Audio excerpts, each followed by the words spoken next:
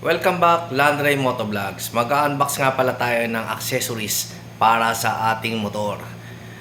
Kaya stay tuned lang kayo dyan guys. Wait and watch.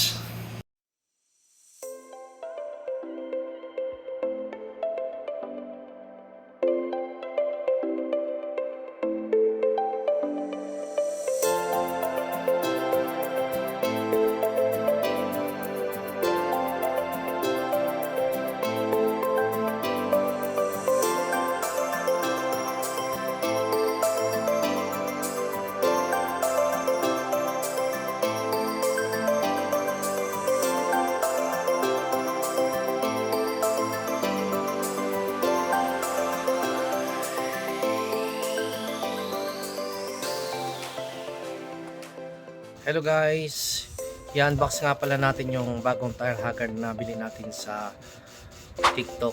Ito yung tire hugger ng Honda Click version 3. Ito yun. Bali, nabili natin ngayon yan guys sa halagang 187 pesos. So kasi yung dati natin ikinabit nabasag agad. Kaya inaalam pa natin kung bakit siya matinisira. So itong binili natin ngayon nahawakan ko pa lang medyo makunat-kunat na. So sana ito na yung magtatagal, no?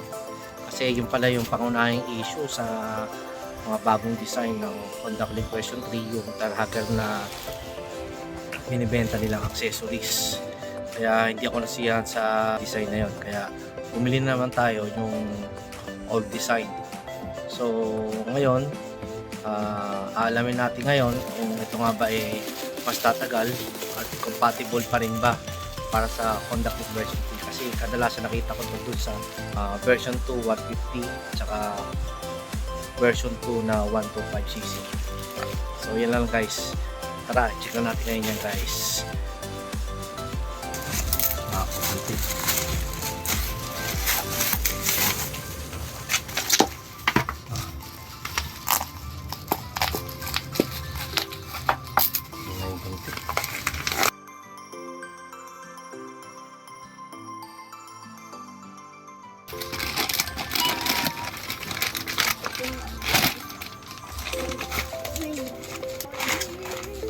Ganito oh, rear fender, carbon.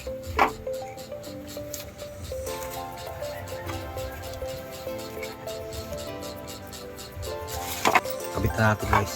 Tara, let's go. Tatanggalin na natin guys. The moment of truth. Okay. You know, basag. Yan yung problema natin guys. Okay.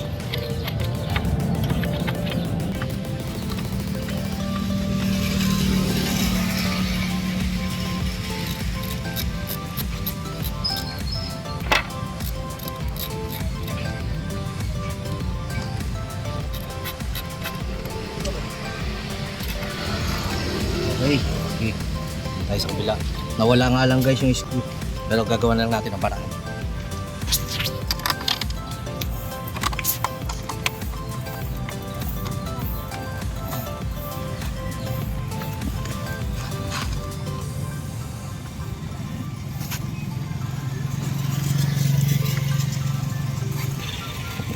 Kailangan lang natin ng washer.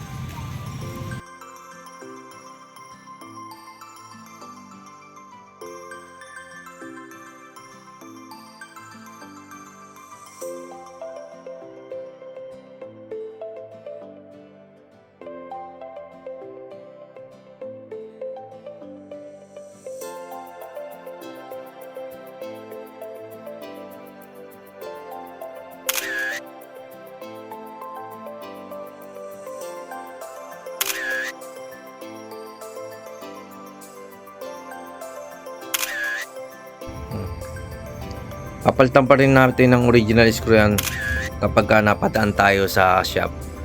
Kaya pagtiyagaan muna natin yun.